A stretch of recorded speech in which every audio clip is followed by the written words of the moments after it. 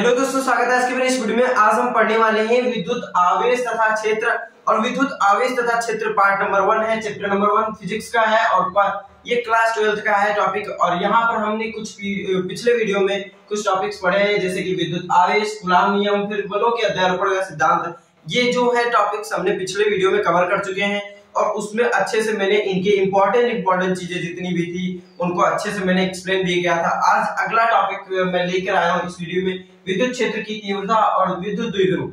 इन topics में भी जो इंपॉर्टेंट तथ्य हैं उन्हीं को मैं अच्छे से एक्सप्लेन करने वाला हूँ और उन्हीं से रिलेटेड आपके एग्जाम में क्वेश्चंस भी पूछे जाने वाले हैं। तो बहुत ही इंपॉर्टेंट टॉपिक्स हैं विद्युत क्षेत्र की तीव्रता और विद्युत द्विध्रुव। इनको आज हम स्टार्ट करेंगे। यहाँ पर सबसे पहले हम थोड़ा सा रिकैप करेंगे कि पिछले वीडियो में हमने क्या पढ़ा था। तो यहाँ पर सबसे पहले पिछले वीडियो में जो मैंने पढ़ा था विद्युत आवेश। तो विद्युत आवेश क्या है, तो ये चीजें हमने जान ली थी पिछले वीडियो में कि विद्युत आवेश क्या होता है। किसी पदार्थ का वह गुण जो उसे विद्युतमय प्रभाव उत्पन्न करती है या फिर उसका अनुभव करती है, तो उसे हम आवेश कहते हैं। तो ये आवेश का मूल गुण होता है कि किसी भी वस्तु का विद्युतमय प्रभाव उत्पन्न करना या फिर अनुभव करना, ये आवेश का मूल गुण है। यहाँ पर इस तरीके से आवेश को हम परिभाषा देते हैं।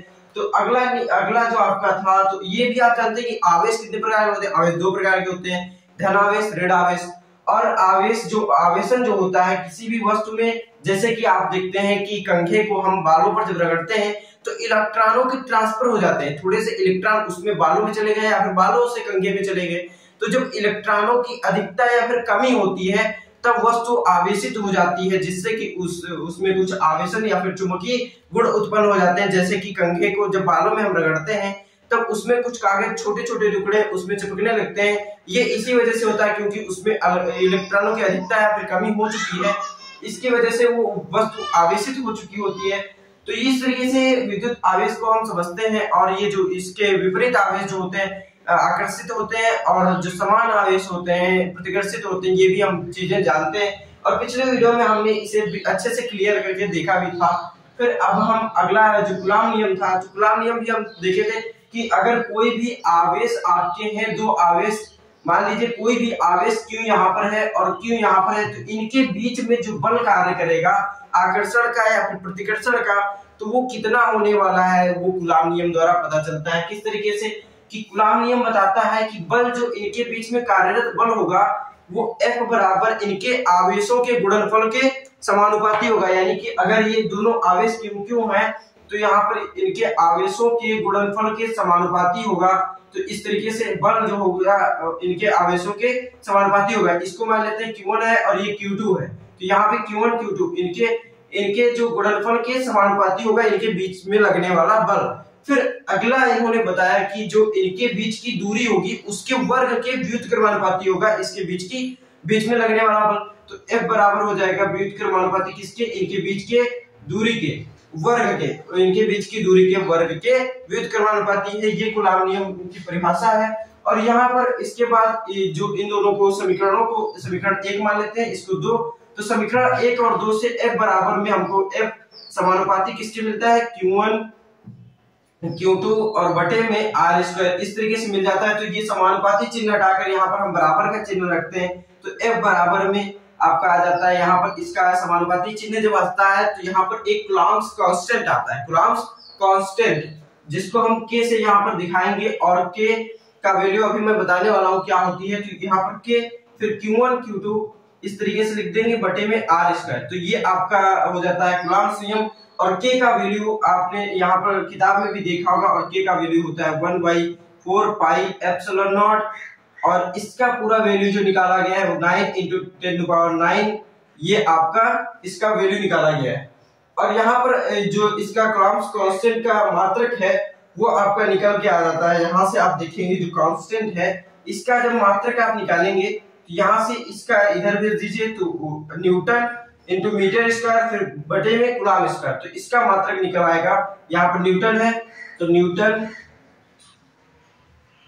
फिर यहां से ऊपर ये जाएगा तो मीटर स्क्वायर, फिर बटे में आपका क्या आ जाएगा, कूलॉम स्क्वायर। तो यहाँ पर आपका कूलॉम स्क्वायर इस तरीके से आपका इसका मात्रक हो जाता है। तो क्या हो जाता है, न्यूटन मीटर स्क्वायर बटे में कूलॉम स्क्वायर।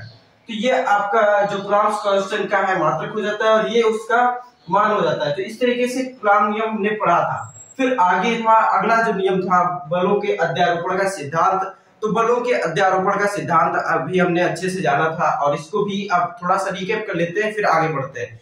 तो यहाँ पर तो बलों के अध्यारोपण का सिद्धांत बताता है कि कोई भी आपके पास आवेश है, क्यों मान लीजिए इस पर जब कई सारे बल दूसरे आवेशों द्वारा, जैसे कि अभी एक आवेश द्वारा दूसरे आवेश पर जो बल लग रहा था उसको हमने बताया कि ये कूलॉम्स नियम द्वारा पता कर सकते हैं। तो ऐसे ही मान लीजिए कोई आवेश है, एक बल ना लग के कई सारे बल जब लगेंगे, मान लीजिए इधर से एक बल लग रहा है, इधर से मान लीजिए F बल लग रहा है, फिर इधर से आपका F2 लग रहा है। तो इसी तरीके से जब कई सारे बल इस पे कार्यरत होंगे तो इनका जो सदिश योग होगा वो वही आपका बलों के इसका परिणामी बल होगा। तो इसका सदिश योग किस तरीके से निकलेगा वो भी अब हम दिखा देते हैं।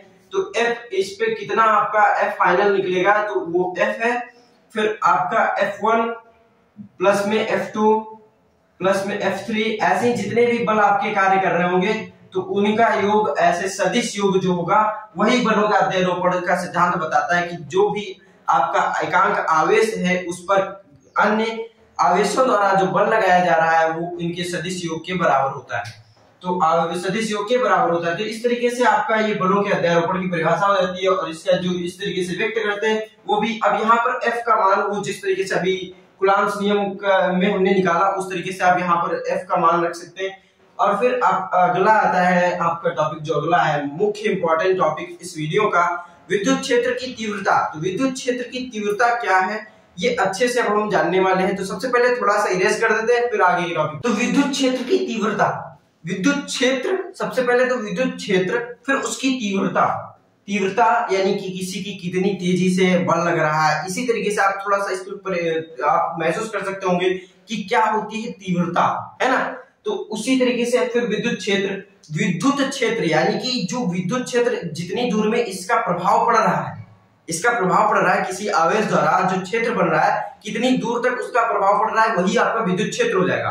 तो इसकी विद्युत क्षेत्र की तीव्रता, अब इसकी तीव्रता हमें ज्ञात करनी है। कोई भी विद्युत क्षेत्र है उसकी फिर तीव्रता कितनी है आखिर वो हमें ज्ञात करना है। तो वो आप ज्ञात करेंगे इस तरीके से कि विद्युत क्षेत्र की तीव्रता, इसकी जो परिभाषा होती है, मान लीजिए कोई भी एकांक आवेश धन आवेश क्यों है तो उस पर जो आपका किसी भी विद्युत क्षेत्र में जो बल उस पर कार्यरत होगा वही आपकी उस क्यों आवेश पर विद्युत क्षेत्र की तीव्रता होगी।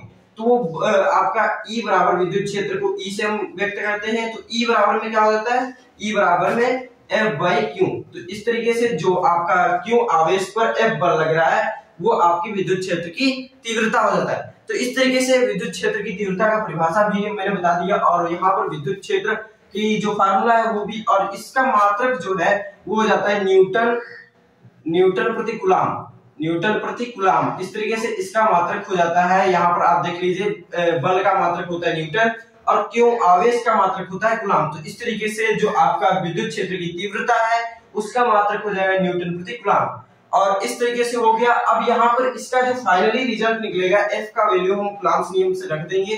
तो यहाँ पर E बराबर निकलता है आपका 1/4 पाई एप्सिलॉन नॉट और बाद में यहाँ पर Q बटे में R²। तो ये आपका निकल के आता है विद्युत क्षेत्र की तीव्रता का फार्मूला और यही आपकी विद्युत क्षेत्र की तीव्रता का फार्मूला है।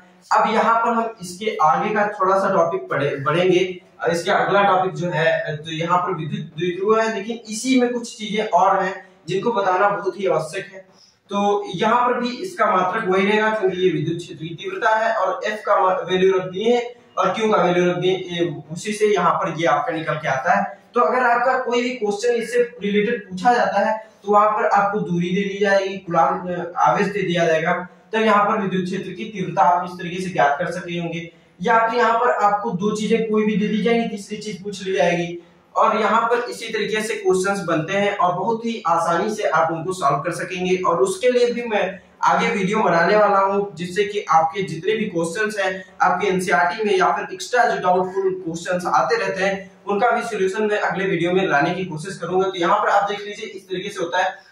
फिर आगे की जो टॉपिक ये विद्युत क्षेत्र, अब विद्युत द्विध्रुव, हल्का से विद्युत द्विध्रुव को समझते हुए फिर आगे विद्युत जो विद्युत क्षेत्र की तीव्रता है इसका उपयोग करेंगे। तो वो किस तरीके से उसमें विद्युत द्विध्रुव में उपयोग होगी, तो वो आगे हम देखने वाले हैं। तो चलिए शुरू करते हैं। अब हम देखेंगे विद्युत द्विध्रुव क्या होता है। तो विद्युत द्विध्रुव होता है कि अगर कोई भी विपरीत आवेश जो परिणाम में समान है और उन्हें अगर अति अल्प दूरी पर रख दिया जाए तो उनसे जो निर्मित होगा निकाय या फिर सिस्टम, उसे हम कहेंगे विद्युत द्विध्रुव। जैसे कि यहाँ पर मान लीजिए कोई भी माइनस q आवेश यानी कि जो भी आवेश है वो ऋणात्मक है और यहाँ पर आपका धनात्मक q आवेश है। तो इस तरीके से ये विपरीत आवेश है जो परिणाम में समान है, परिणाम में यानी कि इनकी जो वैल्यू होगी वो समान है। मान लीजिए ये 1 कूलम है तो ये भी 1 कूलम होगा, लेकिन ये ऋणात्मक होगा, ये धनात्मक होगा। तो इस तरीके से जो इनसे निर्मित एक सिस्टम होगा, अगर इनके बीच की बहुत अल्प दूरी हो, बहुत छोटी सी दूरी हो इनके बीच में, तो उसे हम कहेंगे विद्युत द्विध्रुव। वीडियो को लाइक जरूर कीजिए और चैनल को सब्सक्राइब कर लीजिए, जिससे कि अगला आने वाला वीडियो आपको जल्द से जल्द नोटिफिकेशन मिल जाए। तो मिलते हैं अगले वीडियो में, तब तक के लिए धन्यवाद।